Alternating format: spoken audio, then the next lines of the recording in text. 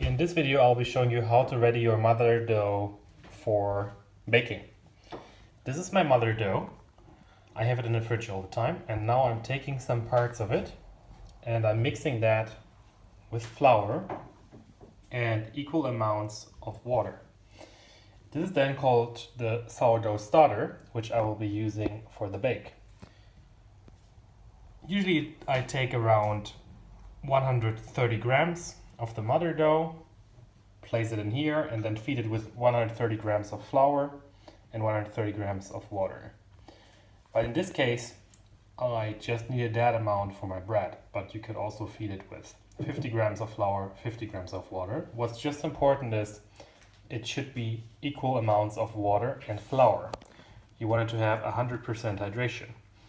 So in this case, I'm using 134 grams, which means I also need to add another 134 grams of water.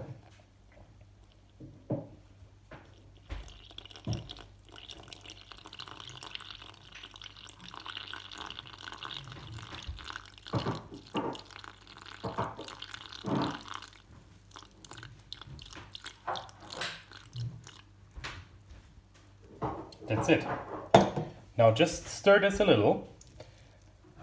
If you want to speed up the process, you might want to use warm water instead of cold water. I'm using cold water because I have all the time.